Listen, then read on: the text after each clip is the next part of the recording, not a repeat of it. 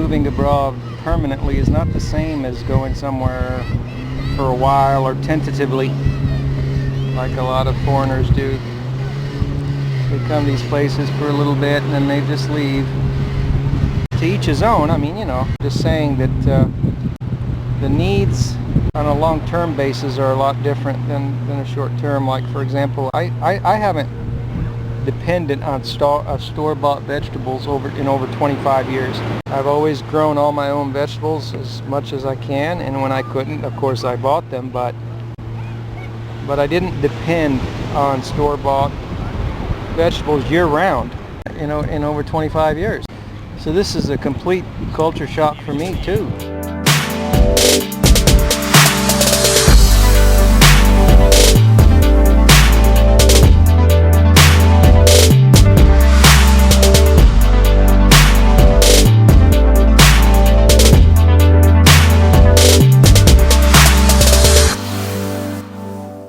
I've gone from having lots of gardening space in the States to having a postage stamp gardening spot in Cuenca to now having no gardening, or practically no gardening, in Salinas.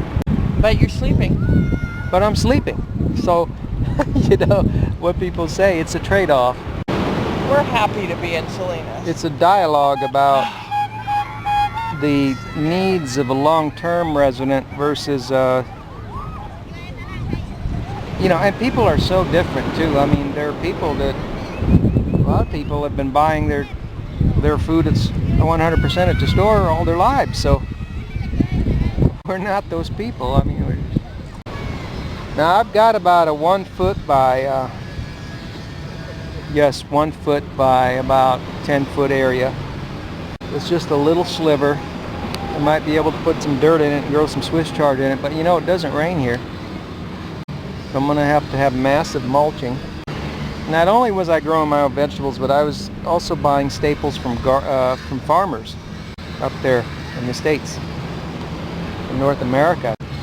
I mean, I would go 1.5 miles from my house and buy organic wheat.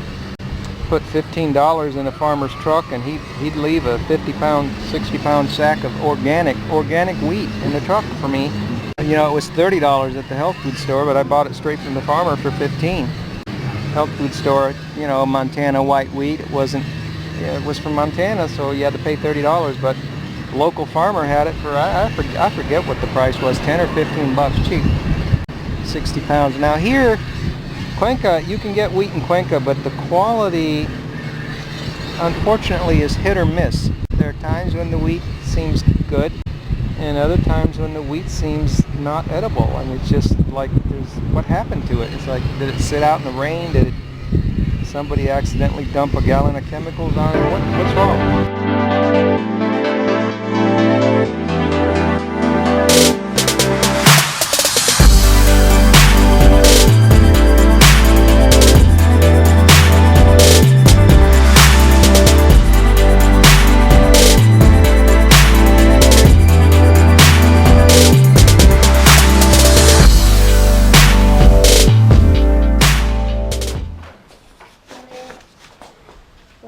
Okay, so we've been here a week to this day, and the water's been out 3 times and the power just went out for the first time. Let's see how long it stays out. Yeah, it's Friday night. Hey, we don't need power, hon. It's Friday night. What's the power for?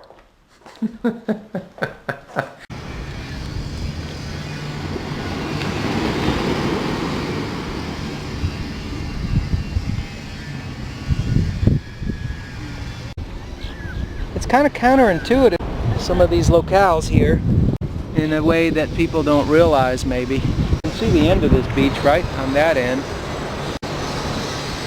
And this is a weekday. Can you see the other end of the beach? This is a weekday. It gets more packed tomorrow and Sunday. And that's behind the beach. All the buildings. And yeah, there's long beaches here in the country. I'm not saying there isn't. The problem here is that when you get out there, I met a guy in the store last week. He's a Canadian guy that lives an hour from here just so he can be out in nature and peaceful and away from the crowds. Of course, he has to drive all the way back here or get down here, which is an hour one way, 2-hour round trip commute just to do his shopping, because, you know, when you're out there, there's nothing out there. Little tiendas are just for survival. They're not for long-term living. And you see how the construction is here. They don't really give you any kind of gardening room. This is a standard. This is standard here. You've seen 2 houses we've been in. You also see a lot of the houses that we have on the Gringo Good Samaritan site. Pretty standard and not really have much of a yard, if any. So the power only stayed out 45 minutes last night, but apparently it's gone out again this morning. It's, well, I don't know what time it is. My clock's not working. Let's see. There's always the trusty old, it's after 9. I don't know how long the power's been out. I was tinkering with the speakers Saturday morning, so we made a video about being in Salinas about, I don't know, maybe 2012, and we were talking about the infrastructure, how the infrastructure didn't match the apparent development that was, you know, all the construction, all the big buildings that they have on the front row. So it just didn't match. It just lags way behind, the infrastructure does. And it still does. This is like 2016 and it's like 4 years later and it's still lagging. So nothing's changed. Like I say, there were some things we were talking about back then and they're still present now. Anyhow, thoughts and ideas about living permanently abroad, not as a big spender, unlimited budget.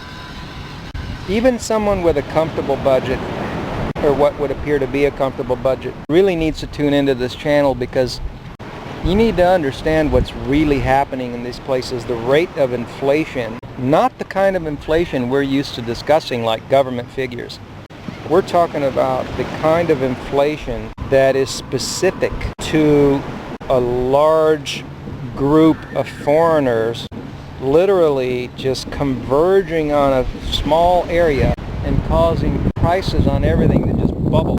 Talking food, housing, the kind of inflation you think is Venezuela style hyperinflation created by money printing. No, that's not it. That's a totally different matter.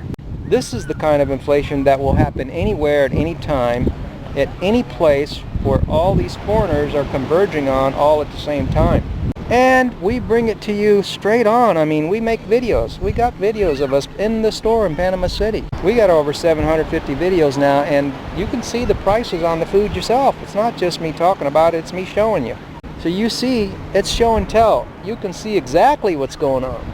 And I had a conversation with an airline clerk at the counter at the airport, Panamanian, where she said that before 2001, historical date, when international living started pumping Panama, but before then, they could live well on their salary of $600 a month. Now it takes 2 of their salaries and they're struggling. But they're believers and they are faith and they're remaining as peaceful as they possibly can under the circumstances, but it's a struggle for them, meaning they're not turning to outside comforts such as, or discomfort I should say, like alcohol, drugs, or who knows what, you know, in order to cope, because the locals, their life gets strained. It's a strain. It's a strain on the locals. And these are words right out of the horse's mouth. This is what she was telling me. Like I say, I always say I wish I had a hidden camera so you could hear it straight from her. I'm just a guy retelling the story.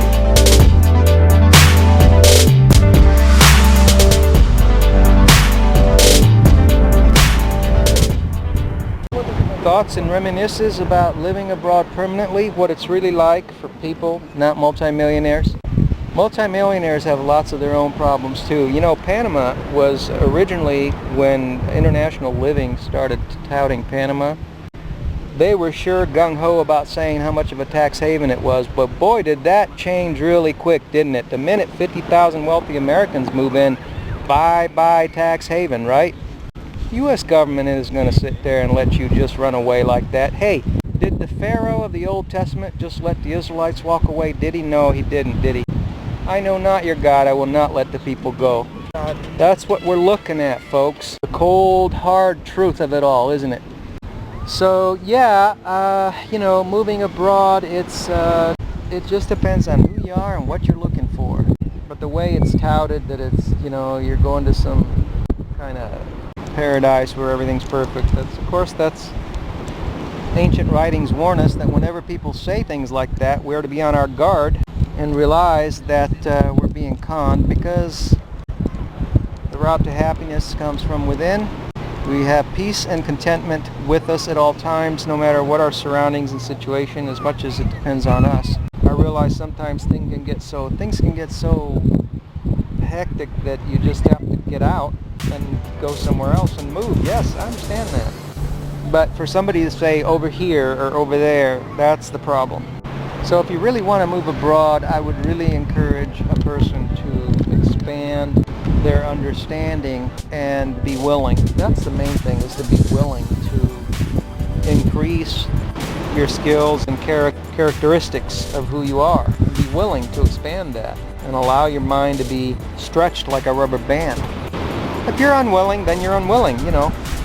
A lot of people are unwilling. They come down here and they stick around to little tourist spots, and after a while they get tired of it, or their spouse dies, or for some reason they go home, you know. Guys, thanks for listening. Reminisces of living abroad from HM Family Life.